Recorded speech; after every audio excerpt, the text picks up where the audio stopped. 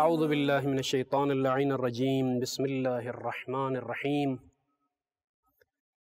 الحمد للہ رب العالمین والصلاة والسلام علی سیدنا محمد وآلہ الطاہرین اللہم صل علی محمد وآل محمد اما بعد فقد قال اللہ سبحانہ وتعالی فی القرآن الحکیم ومبرم خطابه العظيم وقوله الحق بسم الله الرحمن الرحيم لقد كان لكم في رسول الله أسوة حسنة لمن كان يرجو الله واليوم الآخرة وذكر الله كثيرا صدق الله العلي العظيم۔ میرے دوستو عزیزو، چونکہ گفتگو کا انداز اور درس کا انداز متکلم کو بیان کرنے والے کو چاہیے کہ جس کو وہ مخاطب بنا رہا ہے، جس سے وہ گفتگو کر رہا ہے، اس کا خیال رکھے، چونکہ ہماری نگاہ میں ملت کے سرمایہ جوان نوجوان 9th میٹرک انٹر اور FSC BSc کے اسٹوڈنٹ چونکہ عام دنوں میں ان کی تحصیل اور تعلیمی سرگرمیوں کی وجہ سے اسلام فہمی کے حوالے سے یا اسلامی معلومات حاصل کرنے کے حوالے سے ان کے پاس وقت نہیں ہوتا، تو یہ چھٹیاں اور یہ وبا کا ایام ہے کہ جہاں تمام اسکولز کے نظام جو ہے معطل ہیں، تو اس فرصت سے استفادہ کرتے ہوئے کہ امیر کائنات کی جوار سے یہ قول بھی میں آپ کی خدمت میں ذکر کرنا چاہوں گا کہ الفرصت تمر مر السحاب، یہ فرصتیں بادل کی طرح گزر جاتی ہیں، فاغتنم الفرص، ان فرصتوں کو غنیمت جانو۔ اور بالکل یہ درست نہیں ہوگا کہ چونکہ عمومی نظام معطل ہے لہٰذا انسان تمام انفرادی زندگی میں جو مصروفیات ہوتی ہیں ان سے بھی معطل رہے، یہ بالکل مناسب نہیں ہے۔ لہٰذا گھر بیٹھے انسان اسلام کو سمجھنے کے لیے کوشش کرے، عقائد کی اصلاح کرے، فقہی احکام کو سمجھے۔ اور اسی طرح ایک اہم موضوع جس پر میں نے گفتگو کرنی ہے وہ ہے سیرت ائمہ اطہار علیہم السلام، اور خصوصیت کے ساتھ سیرت النبی صلی اللہ علیہ وآلہ وسلم کا موضوع ہے۔ لہٰذا یہ کوئی مناظراتی اور جدل پر مشتمل گفتگو نہیں ہے،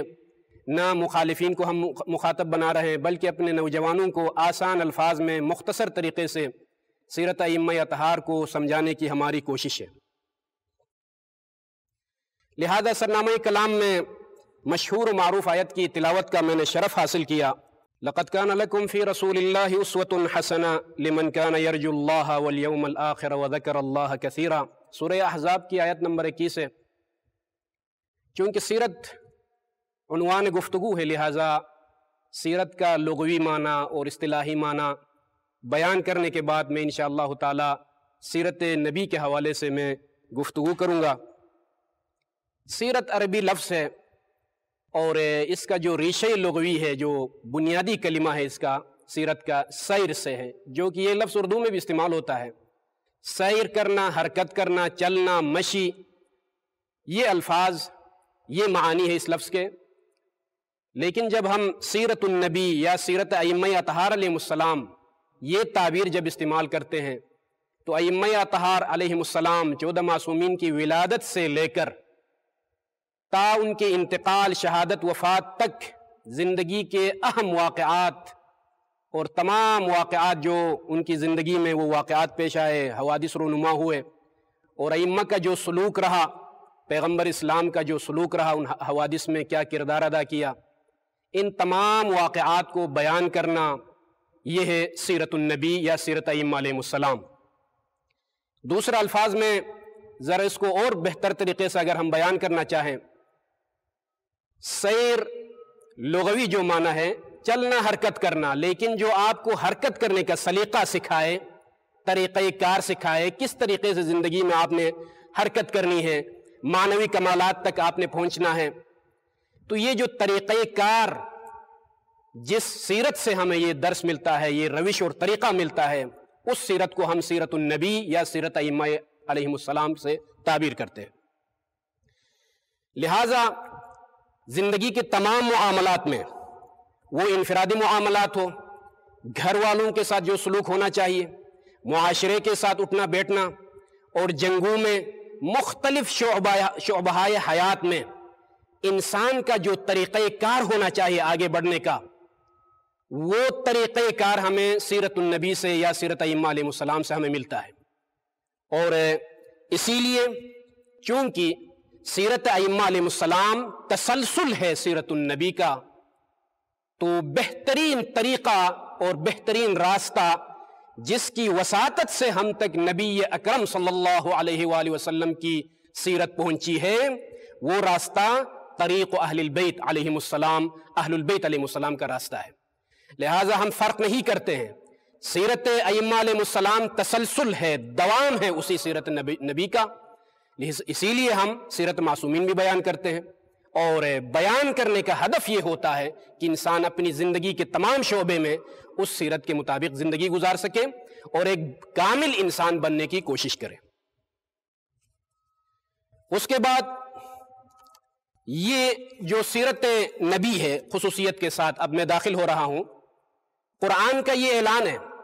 لَقَدْ كَانَ لَكُمْ فِي رَسُولِ اللَّهِ أُسْوَةٌ حَسَنَةٌ۔ کوئی یہ نہیں کہہ سکتا کہ پیغمبر اسلام کی سیرت مجھے صرف میدان حرب میں جو ان کی سیرت ہے وہ میرے لیے نمونہ عمل ہے، یا صرف عبادات کی حد تک، یا صرف اخلاق کی حد تک، یا صرف گھر میں اٹھنا بیٹھنا بچوں کے ساتھ، فیملی کے ساتھ، زوجات کے ساتھ، کسی ایک شعبے کے ساتھ سیرت النبی کو آپ مختص نہیں کر سکتے، اس لیے کہ یہ قرآن کا اعلان ہے کہ لَقَدْ كَانَ لَكُمْ فِي رَسُولِ اللَّهِ أُسْوَةٌ حَسَنَةٌ، ذات رسول اللہ میں اسوہ حسنہ ہے۔ یہ نہیں فرمایا قرآن نے کہ رسول اللہ کی فلان صفت میں، فلان کمال میں آپ لوگوں کے لیے سیرت ہے، نمونہ عمل ہے، نہیں، بلکہ ذات رسول اللہ مطلقاً ہر میدان میں آپ جو ہے بسیط ترین یعنی انتہائی آسان مرحلے میں بھی پیغمبر اسلام کی سیرت کو آپ نمونہ عمل کے طور پر پیش کر سکتے ہیں، اور خطرناک ترین مراحل میں بھی پیغمبر اسلام کی سیرت کو آپ نمونہ عمل بنا سکتے ہیں۔ تو اگر کوئی یہ پوچھے کہ جب سیرت النبی موجود ہے تو پھر سیرت ائمہ علیہ السلام سے آپ لوگ کیوں بحث کرتے ہیں اور اس کو کیوں بیان کرتے ہیں، تو ہمارا مختصر جواب یہی ہے کہ چونکہ ہم تسلسل سمجھتے ہیں، سنت نبی اور سیرت نبی بہترین راستہ جس کی وساطت سے ہم تک وہ پہنچی ہے وہ راہ اہل البیت علیہم السلام ہے، اور پیغمبر اسلام نے یہ اعلان کیا کہ میں تم لوگوں کے درمیان دو گراں قدر چیزوں کو چھوڑ کے جا رہا ہوں، قرآن اور اہل البیت۔ لہٰذا راہ محمد مصطفیٰ راہ اہل البیت علیہ السلام ہے، اور راہ اہل البیت علیہ السلام راہ محمد مصطفیٰ ہے، اسی لیے اسی کو ہم تسلسل سمجھتے ہیں۔ لہٰذا یہ افتخار ہے، مکتب تشیع، مذہب تشیع کے لیے افتخار ہے کہ نبی اکرم صلی اللہ علیہ وسلم کی وفات کے بعد تقریباً 200-250 سال تک منبع رسالت سے ہم متصل رہے ہیں۔ لہٰذا ہمیں ضرورت نہیں ہے کہ دیگر راستوں کو اپنائیں، فقہی احکام میں یا سیرت کے حوالے سے جو در اہل بیت سے اس سے ہٹ کے کسی اور راستے کی طرف ہم جائیں، کسی اور دروازے سے ہم متمسک ہو جائیں، اس چیز کی ہمیں ضرورت نہیں ہے، اس لیے کہ 250 سال تک غیبت صغریٰ کے آغاز تک سنت نبوی تسلسل کے ساتھ، سیرت نبی تسلسل کے ساتھ زندہ رہی ہے، اور ہم تک اسی راستے سے ہم تک یہ سیرت پہنچی ہے۔ اب اس کے بعد دوسرے مرحلے میں نے منتقل ہونا ہے کہ قرآن کریم میں بہت ساری آیتیں ایسی ہیں کہ جو پیغمبر اسلام کی فضیلت کو بیان کر رہی ہے، ایک آیت نہیں، دو آیت نہیں، کئی آیتیں ہیں۔ من جملہ ان آیات میں سے قرآن کریم نے یہ اعلان کیا کہ وَمَا أَرْسَلْنَاكَ إِلَّا رَحْمَةً لِّلْعَالَمِينَ، پوری عالمین کے لیے، پوری دنیا کے لیے، پوری کائنات کے لیے رحمت للعالمین بنا کر خدا نے بھیجا۔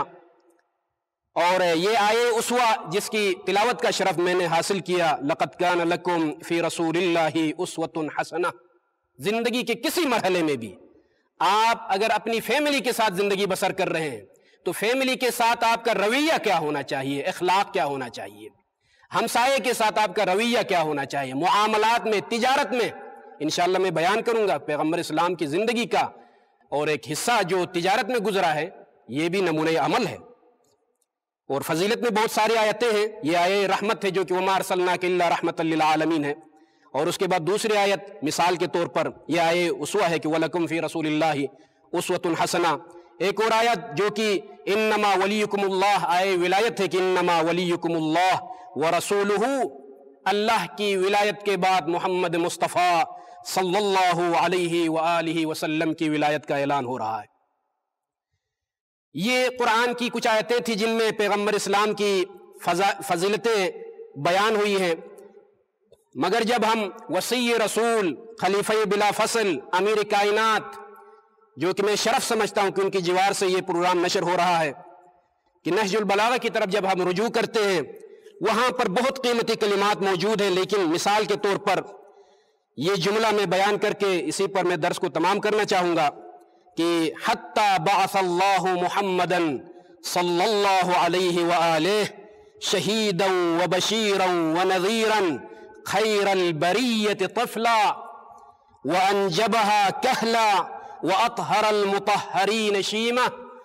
واجود المستمطرین دیمہ۔ کیا خوبصورت کلمات ہیں امیر کائنات کے۔ حتی بعث اللہ، یہاں تک کہ محمد مصطفیٰ کو اللہ نے مبعوث فرمایا، شہیداً و بشیراً و نذیراً، کئی صفات کی طرف امیر کائنات اشارہ کرتے ہیں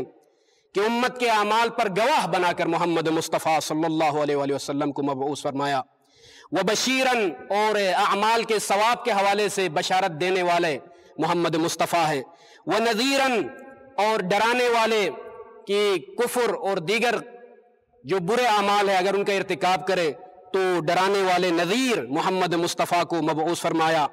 خیر البریۃ طفلا، محمد مصطفیٰ کی افضلیت عمر کے کسی خاص